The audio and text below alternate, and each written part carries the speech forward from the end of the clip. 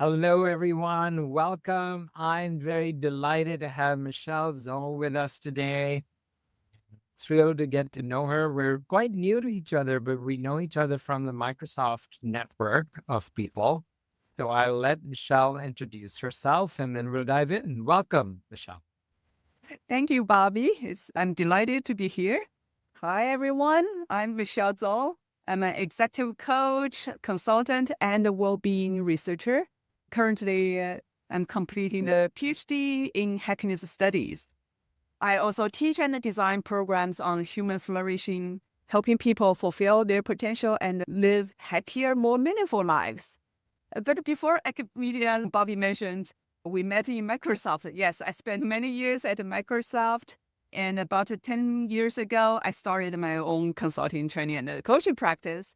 And with a strong focus on global cross-cultural teams. I think, if, Bobby, you have a similar kind of interest. You have the India, when you look at a cross-cultural global, right? And I grew up in China, so I have that as my expertise, Asia. Yeah. And over the years, I specialized, as I mentioned, well-being and cross-cultural communications, leadership, team building, diversity and inclusion, and I support organizations to work and grow more effectively. Oh, yes, one more thing I want to mention, because I'm doing research focused on well-being and happiness, and I'm studying PhD in happiness studies. And my friends now, they jokingly call me Dr. Happiness. I love it. So that's an easy way to, I think I would say I'm Dr. Happiness to be. Right? Not there yet, haven't finished the program. But yeah, I would say my work actually practical is because people think happiness is fluffy, but my work is practical because I help people create a workplace where they can feel respected, bring their best selves to work, and truly flourish. That's why I think respect is such an important topic. It's a foundational condition for well-being, for trust, for psychological safety, for engagement, and sustainable performance. Lovely. Michelle, thank you.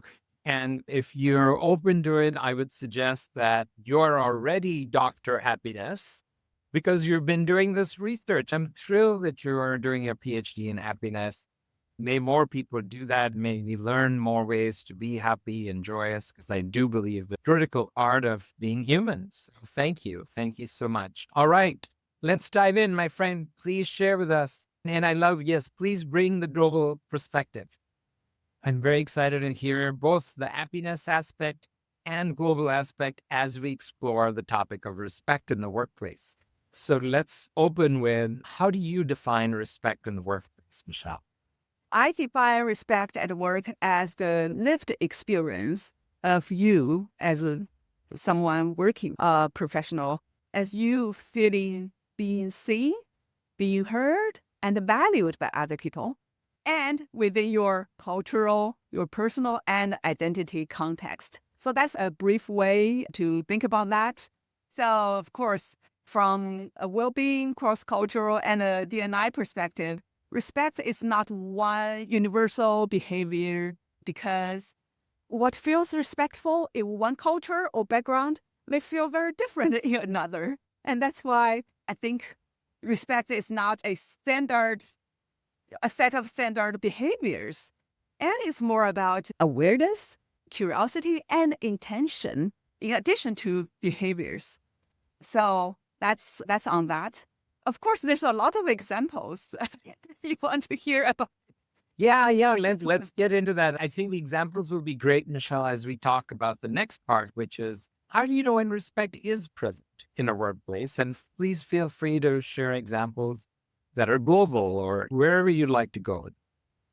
Okay, so I would say if we look at positive psychology and the organizational behavior, and there's a lot of research on that. Respect, when it's present, then people can feel it, right? Because respect is very closely tied to dignity, tied to psychological safety, fairness, and belongings.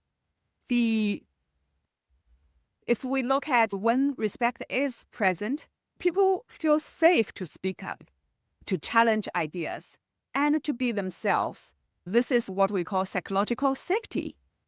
And when they are heard, they feel that I'm being heard, understood, and there's more trust, more openness, and more willingness to collaborate, which translates at workplace. You will see people, they have higher engagement and they are less stressed because they're more emotionally feeling at ease.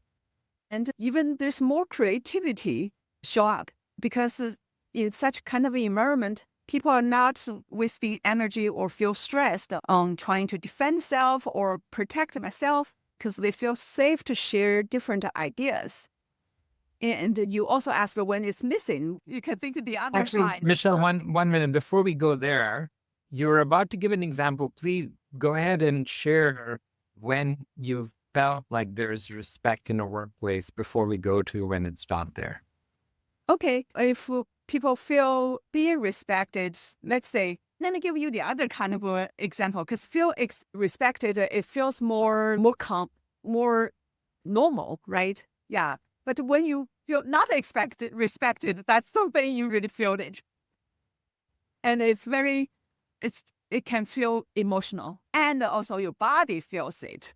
Because in that way you see the stress level goes really high. People feel anxious, undervalued, or invisible. And that will impact performance and mental health, motivation, right? Give you an example.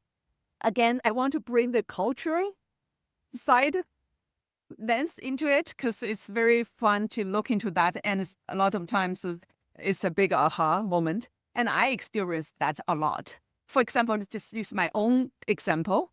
In the US, you and I, we grew up in a different country, but we're in the US for many years. So in the US, being on time is often being interpreted as respect. If you are not on time, it's disrespect. However, this is not the same degree in some other countries. And my personal experience is with Latin America cultures. I remember many years ago, my first time working in Colombia. I flew over there for a meeting and I agreed with my other people, my partner or counter partner in Colombia. We agreed to meet at 2 p.m. in the hotel lobby. And 2 p.m., I'm there on time. I'm usually 1 or 2 minutes earlier, right? And then nobody showed up.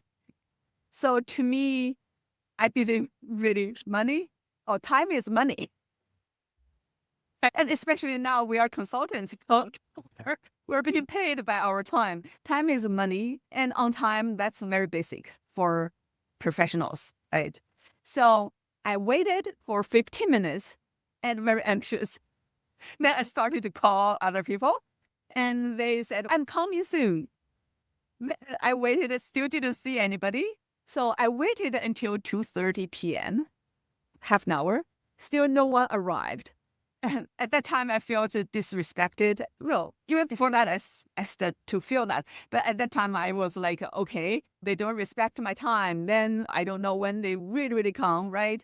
So I just left the meeting room. That was my experience without knowing the culture. But later, when I talked to other people, or later when I finally had a chance to meet them, and they explained that in Latin America cultures, time is more flexible and relationship is important to them, right? So when they have some other things going on with other people, they don't feel rushed to finish it because I have another meeting. Their intention was never disrespect me, but that was how I felt at that time. So that's on the time framework, right? Yeah, if I could, Michelle, I love that example. I am very much like you, that I also find time is very much tied to respect. And what I love with your example is that you took the time to then unpack it with the other person. Many times we don't. We just take an action and we let it slide. I really encourage our listeners to actually speak about it, to share your perspective, to hear others' perspective, because what I love in your example, the essence of it is about how you made things explicit. I often get asked about cultural differences. Is there are some cultures where there are many things that are implied, and others where, like the US, we're very explicit about things for the most part. And I get asked in a global environment, is there a better place to be? And I say, yes, I believe we serve all of us and respect all humanity when we're explicit, because otherwise we end up in assumptions and our story of how something is interpreted. But if we take the time to listen to someone else and their perspective, like you did in this example, it doesn't make it right or wrong. It just helps with clarity of what is really happening. Thank you for that. So let's shift, my friend. Let's go to the when you know it's not there.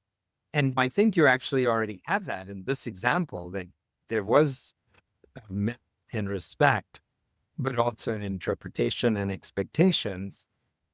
Because you're researching happiness, I'm curious if you're doing research on the cost of toxic cultures. I quote a number that I've seen in an MIT Sloan study that says that the cost of toxic culture in just the US, we're not talking globally right now, is $50 billion a year. There are numbers all across the range actually on this.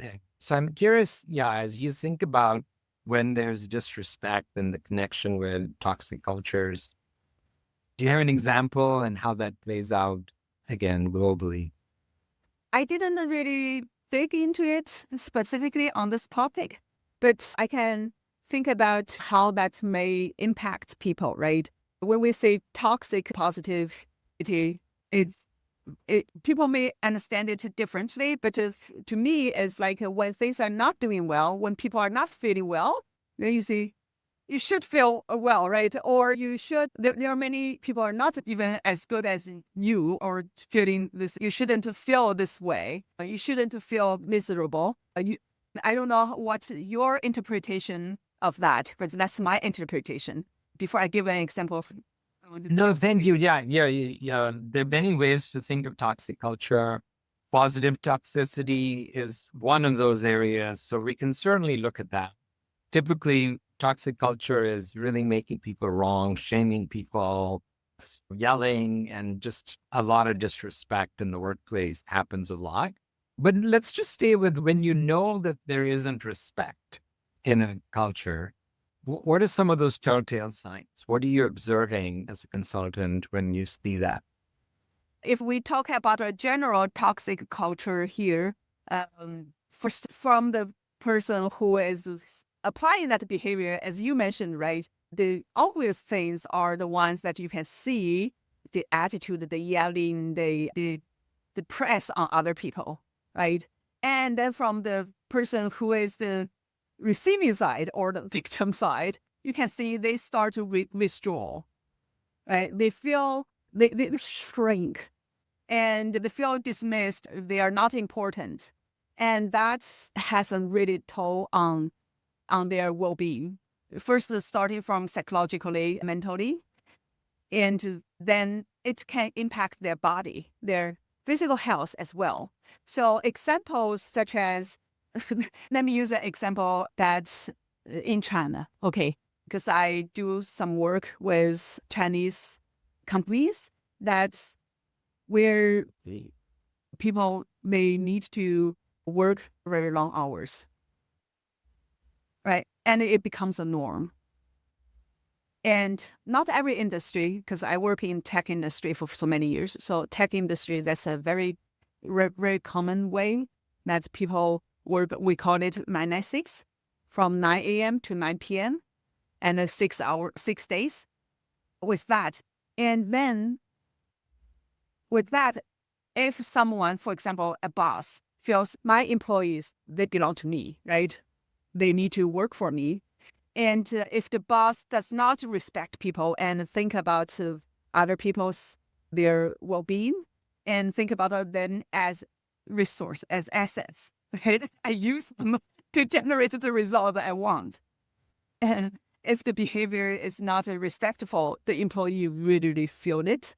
And yes, they have to be there for so long. The productivity is not high, And in the meantime, they are so stressed. I've seen people, they may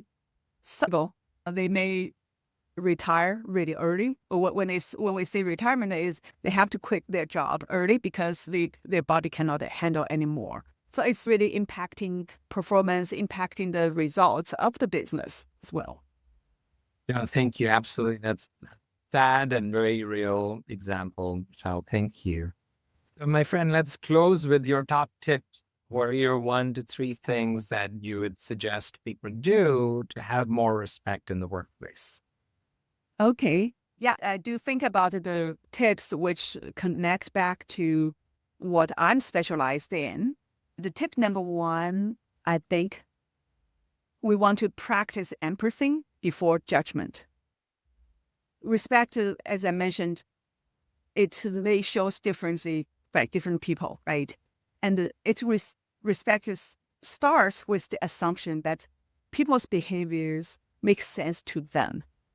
Okay, it may not make sense to you because the different background, but it makes sense to them. With that assumption, then when something feels disrespectful, when you feel disrespectful, you may want to pause and ask, what cultural, personal, or contextual lens might they be using? I know, Bobby, you like Aaron Meyer's culture map the other day when we talked about that. And I like it as well. And there's also other tools, Trinity, MRTS profile, which I mentioned to you the other day. That means the message, relationship, time, space domains. So all these tools can help us understand better and remind us that the differences in communication, in decision making, and the relationship building are often cultural and with context, with the people, their own experience here. So when we pause and ask what might be driving this behavior, then we can reduce the unnecessary stress and prevent emotional harm. Empathy is not just respectful, it's the protective of well-being. That's the number one. And another tip is recognize that respect and well-being is not one size fits all. I mentioned it earlier. So one very big mistake that organizations often make is assuming respect and well-being look the same for everyone.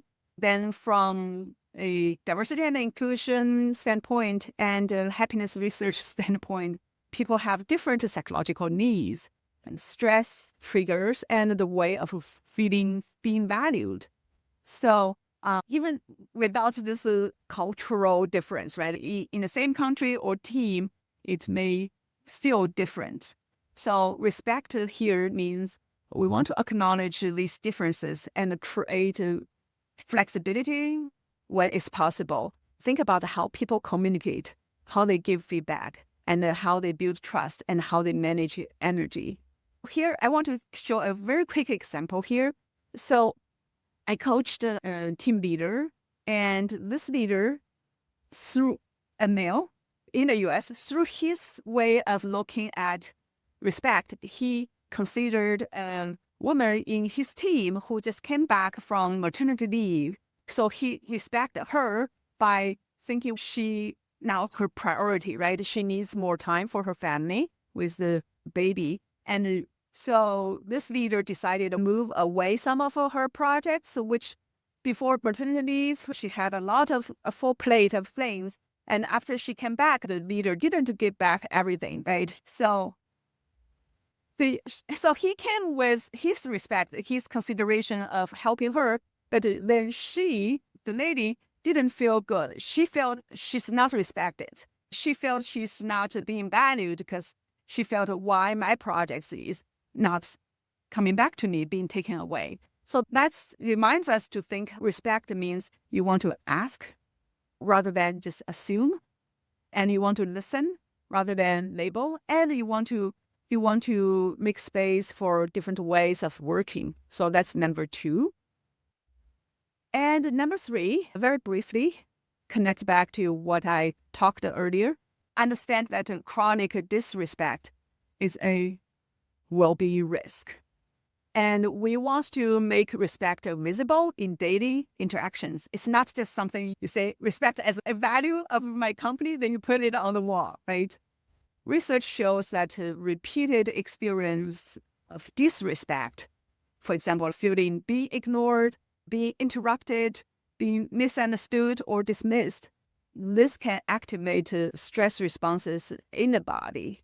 So over time, this leads to burnout, disengagement, anxiety, and even physical health issues.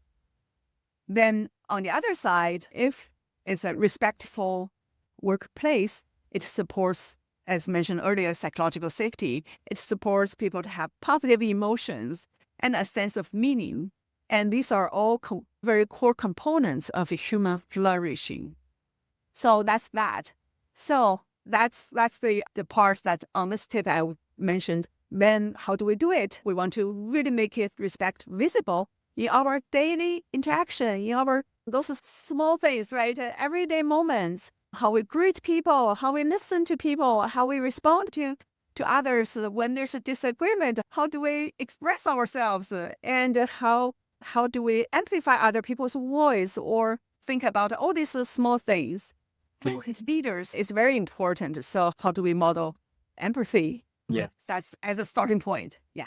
Thank you, Michelle. Wonderful tips, my friend. It's been an honor to have you today. Happiness is definitely a place to focus. Congratulations, Dr. Happiness. And may your work help many organizations and people thrive. Really an honor. Thanks, Michelle. Thank you, Bobby. Glad to be here.